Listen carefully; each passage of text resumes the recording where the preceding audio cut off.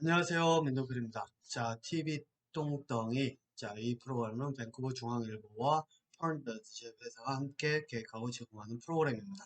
이게 그러니까 자폐 아이들에 대한 교육에 대한 이야기를 지금까지 해왔는데, 요거를 해놓고 나니까 지금 그 빠진 부분이 이 자폐 아이들의 그러면은 자폐 아이들과 일반 아이들의 그런 어떤 차이점은 무엇인가? 그리고 왜 자폐 아이들의 교육이 어려운가? 뭐 이런 것들 그리고 일반 아이들 같은 경우에는 자폐가 아닌 아이들 같은 경우에는 그 아이들 나름대로 또 공부를 하는 데 있어서 어려움이 있잖아요. 그래서 이런 것들이 어디서 오는지, 그래서 공부가 왜 힘든지, 이 생각하는 것과 어떤 연관이 있는지 그 이야기를 하려고 합니다. 그래서 요거는 이제 번외편으로 간단하게 이렇게 만들어가지고, 이, 이제 자폐 교육과 그 이제 일반 아이들 교육, 그 공부하는 방법, 교육하는 방법으로 넘어가는 그 중간으로 이제 만들어서, 제공하는 내용이라고 이제 보시면 되겠습니다. 그래서 자폐 아이들의 교육 번외편 이렇게 놓고, 시작을 할 건데, 어쨌든 일단 그 가장 큰 차이는 제가 이제 앞서서 이야기를 했죠. 그 생각하는 방법, 예, 는 방법. 요거에서 이제 차이가 난다. 그래가지고 일반 아이들은 언어로 생각을 하고, 그리고 자폐 아이들 같은 경우는 그림으로 생각한다.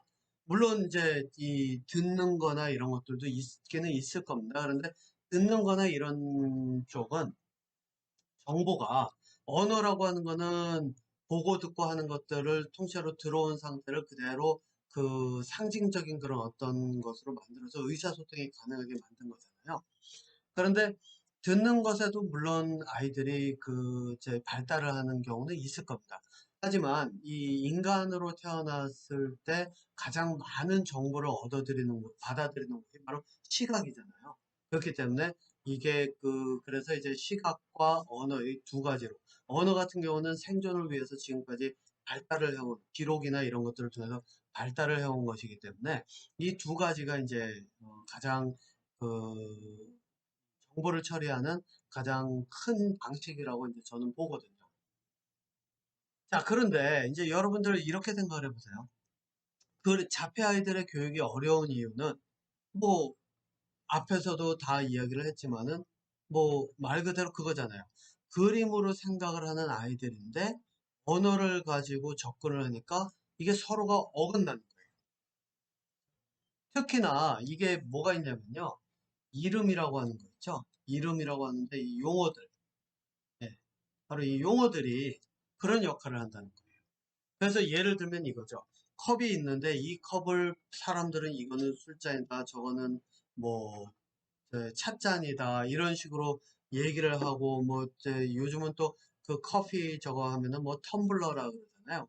그 보온병 같은 걸로 이렇게 해가지고 그 커피를 담아서 이제 마시게 되는 그런 것들이 있는데 이 용어들을 잘 보면은 사실상 따지고 보면 이런 컵에도 이걸 가지고 뭐 물을 마시면 물잔이 되고 차를 마시면 차잔이 되고 술을 마시면 술잔이 될 수가 있는 거잖아요. 네. 그림으로 생각하는 사람들에게는 이 용어라고 하는 것이 어려울 수밖에 없습니다. 근데 사실 이 용어라고 하는 것이 그 그림으로 생각하는 자폐 아이들에게만 어려운 것이 아니라 일반적으로 언어로 생각하는 사람들에게도 쉽지는 않은 거죠. 네. 자, 그렇기 때문에 생각하는 이 방법이 다르기 때문에 이 그 작가이들 같은 경우는 특히 그림으로 생각하는 거기 때문에 그 의사소통이 어렵다는 거예요. 그래서 이제 제가 앞서서 이야기한 거는 뭐냐면은 공통적으로 볼 수 있는 거를 설명을 해서 구체적으로 설명을 함으로써 그 설명을 통해서 서로 합의점을 찾아가는 과정.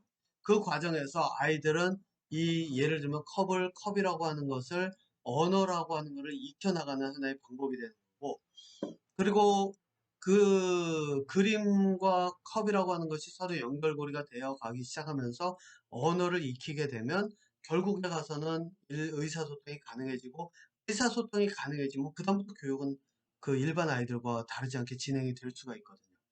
항상 이 의사소통까지 진행되는 이 과정이 가장 힘든 건데 그런데 이제 여러분들은 아마 이 생각을 해보신 적이 아마 없는 부분이 많을 겁니다. 그게 뭐냐면은 언어가 발달하는 아이들 있죠. 이 아이들도 교육의 어려움을 똑같이 겪습니다. 왜냐? 이 제가 앞서서 그런 말씀을 드렸나요? 그 예를 들어가지고 이 그림 이 과학이라고 하는 것들이 다뤄가는 것이 뭐냐면은 자연 현상이라고 하는 눈에 보이는 자연 현상. 그러니까 그림과 같은 거죠. 새가 있는데 뭐 새가 겨울새가 이렇게 그 눈 위에 이렇게 딱 얼음 위에 딱 서 있는데 겨울새는 그 다리에 털이 없어요. 그죠? 보온이 안 되는데 그 눈 위에 서 있어요.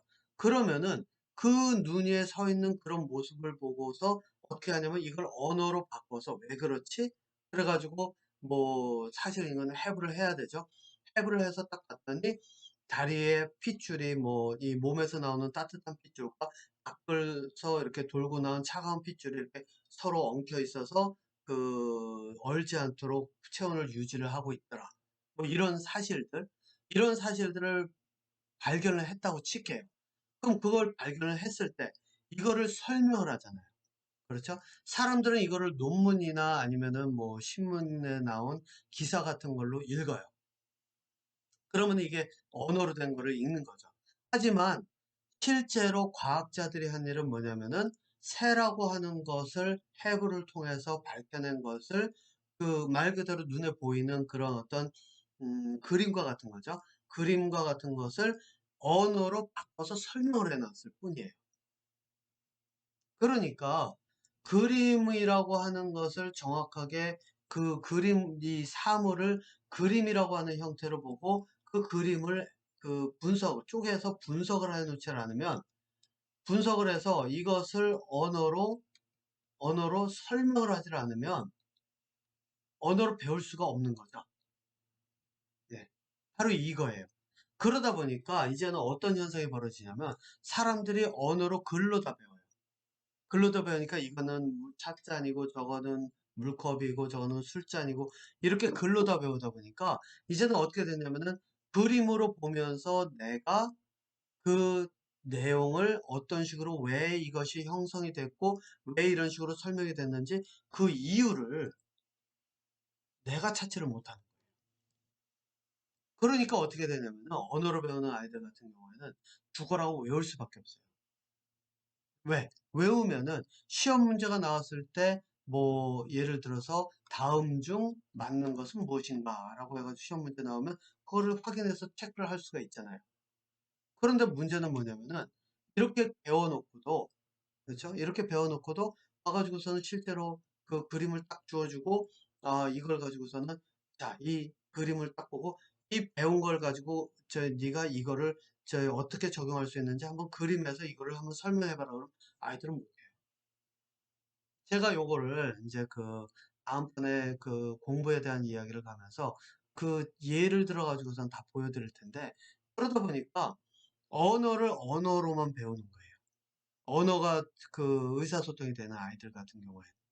그러니까 자폐가 아닌 아이들 같은 경우에는 언어로서 정보를 받아들이니까 이제 어떻게 되냐면은 실제로 데이터가 주어지면 그게 이제 과학에서 나오는 어떤 실험이나 이런 걸 통해서 나오거나 아니면은 꼭 과학뿐만이 아니에요. 예를 들어서 비즈니스를 하는 분들 그 뭐죠? 어, 그 뭐죠? 스탁 옵션 같은 거 스탁 하는 사람들. 그러니까 주식, 예, 증권에서 주식 같은 거 하는 사람들이요. 증권회사 증권회사 같은 곳에서 주식을 다룰 때 그 주식을 사고 파는 사람들을 보면 뭐를 하냐면은 그 데이터들이 다 숫자로 돼 있어요. 숫자로 돼 있는 것들을 그래프로 만들어 놓죠. 왜냐면 그래프가 눈에 딱 보이니까요. 그러니까 뭐를 해야 되냐면은 실제로 주식을 사고 팔든지 아니면 경제에서 무엇을 배우든지 하면은 언어도 언어로 배우기도 하지만은 실제로 뭐냐면은 그래프나 이런 걸 분석하는 방법을 배우거든요. 그게 뭐를 뜻할까요? 그래프가 데이터고 그 그래프는 바로 그림이에요. 그러니까 그림을 가지고 분석을 해서 그거를 언어로 설명을 해야 되는데 문제는 언어로만 배우다 보니까 그래프나 이런 것들이 주어지면 이걸 어떻게 분석을 하는지 정확하게 그 그 그래프가 의미하는 내용이 무엇인지 내가 그걸 개념을 잡기가 어렵다는 거예요. 그러니까 말 그대로 외워서 언어로 외워서 용어도 외워서 그래서 시험도 보고 또 뭐죠? 글도 쓰려고 하는데 외워서 하다 보니까 다른 사람들 걸 베껴서 해야 되고 그러다 보니까는 다르게 쓰지를 못하니까 맨날 그 뭐죠? 표절 시비에 빠질 수 있고 이런 현상이 벌어진다.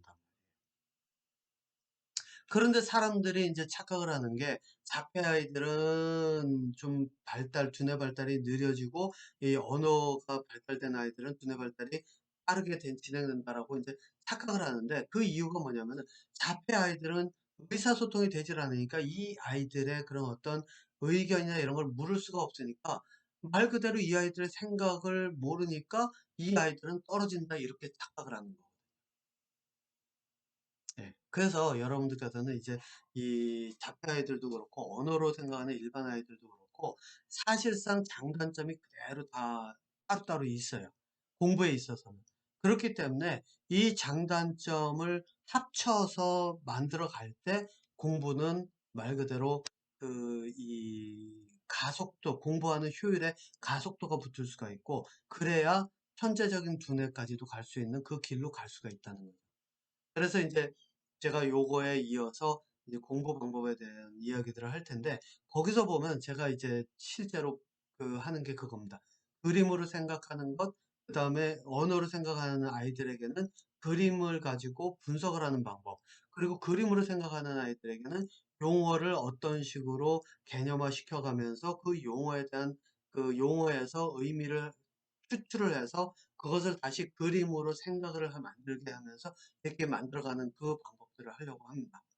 그렇기 때문에 여러분들께서는 자폐아이라 그래가지고 자폐아이들이라 그래서 언어가 발달하지 않았다 그래가지고 두뇌가 떨어진다 이렇게 보시면은 교육이라고 하는 건 물 건너가죠. 네. 그래서 논리적인 사고가 형성이 될 수 있을 때 내가 논리적인 판단을 내릴 수 있고 그러면 내 삶을 내 스스로 살아갈 수가 있는 겁니다. 자, 그래서 제가 요거를, 자폐 아이들에 대한 어떤 교육 같은 거를, 여러분들께서 이제 지금 제가 앞서 이렇게, 이 TV똥똥이 방송을 다 해놓고 나서 생각을 해보니까, 실제로 제가 옵션을 드리진 않았더라고요. 여러분들께서 할 수 있는 그런 일들, 어떻게 해야 내가 내 아이를 이렇게 키울 수 있는가. 그래서 제가 이제 지금 계획하고 있는 것이 뭐냐면은 제 아이와 함께 이제 이거는 제가 계획하는 거예요. 그게 뭐냐면은 여러분들 자폐 아이를 키우고 계시는 부모님들께서 제 이메일 있죠?